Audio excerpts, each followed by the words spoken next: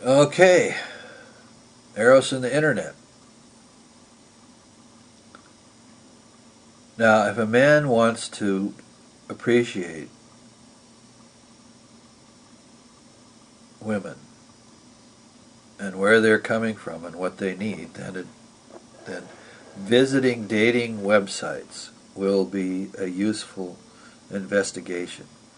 He doesn't necessarily have to contact women, but he can go there. He can go to these websites and he can read what is said, what the woman wants. And he can read a lot of these things, and he will get a general idea of how it is that women want to be warmed from the inside out. That is, it reveals a kind of teaching. Okay? And one of the reasons you don't particularly want to contact, and I found this out on Craigslist, for example, and it's a problem Craigslist has, which is that there are women out there who are predatory. And they use these sites in order to gain something rather than give something. So things are complicated. There's all kinds of reason to be cautious.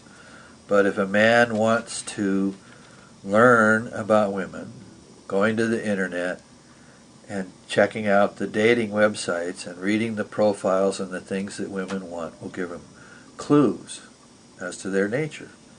And if he wants to engage in selfless love of a female, he needs to understand. And while it can be hard, he probably needs to not ask questions of other guys. Other guys tend to be really stupid about this stuff, okay? And they also tend to have this habit of sort of saying, it's like you get a bunch of people in a conversation and they go to the lowest common denominator. They don't know how to go to the highest element. Now, it can happen that you can get in groups where people get into these higher elements of things. But if a man can find women friends that are willing to be frank with him, and if he can convince them that his interest is genuine, and if it's also clear that he's not doing this to hit on them, but he wants women to tell him how a man should love a woman, then they, especially mature women, if you got an older sister, I don't think you want to talk to your mother about this, but there are circumstances where it might come up, and these conversations can be very useful. Women are not stupid about sexuality. Men tend to be more stupid than women.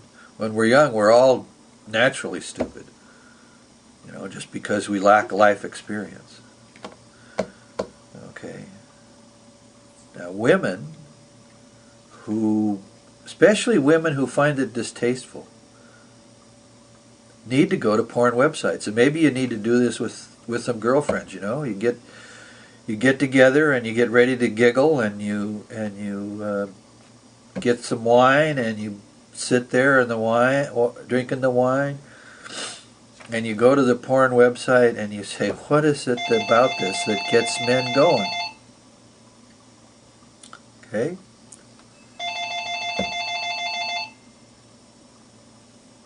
And if you're non-judgmental, you can get a clue about how men are warmed up from the outside in.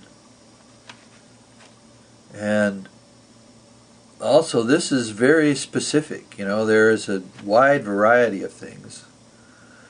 And in a little bit, we're going to get into sort of the more inner dynamics of the things, because people also need to understand where the excess comes from. All right? It's important to have a sense of why the excessive element is there.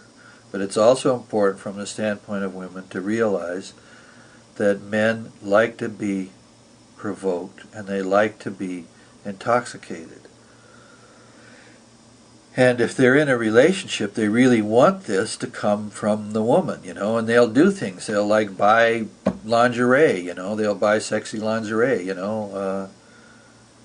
I forget the name of that outfit that provides the catalogs and stuff like that, but everybody knows what I'm talking about. The main reason that's a big business is not just because of women, but it's also because of men. Men want these things and women want to give these things. The problem is when we wander into something that's abusive or still has within it. Remember, we talked about this a little bit earlier. We're going to talk about it more. The end of the age of paternalism is the end of dominion over. And men have occupied this position with regard to women, and now we're getting into the age of a return of the feminine mysteries, and they're about communion with. And these are two different ways of being in a relationship, And men who think that being a man is a certain thing will tend to do the dominion over thing. And you can watch a show like The Sopranos, for example, and you can watch these men being really stupid about the women in their life, because that's sort of the last tail end of the dominion over dynamic among men. And to the extent that women can, and other groups who sort of get in the way in this can realize that we need to have really frank discussions about all this stuff, and hiding sex, and covering it over with sort of a fundamentalist religious idealism is actually counterproductive. You're actually wrecking things more than you're helping things by these attitudes. But that's, we'll get more into that when we get into the Eros and the sort of sociological implications. Right now, I'm just suggesting that men go to the dating websites and study what women want, and women go to the porn websites and study what men want. Recognizing, of course, that there's an excess element there. There's something not right, that we live in a culture of fallen Eros, but there's also clues. I'll just give one thing on, there's a section on the website that I talked about earlier, X Hamsters, in which it's called Upskirts, and so there's videos looking up the skirts of women. Now, how does this come about? Well, it comes about in a lot of different ways. It comes about from the fact that women wear skirts, and it comes about from the fact when you're a boy, you're really naturally curious about women's genitalia. You'll see other boys, but you won't see what women look like. And this desire to look up their skirt is very strong.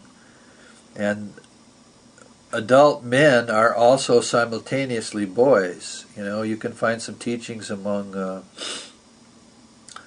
Native people involved in Native American things, particularly Seven Eros, where you have this idea that inside a human being there's a grandmother and a grandfather and a father and a mother and a young man and a young woman and a little boy and a little girl.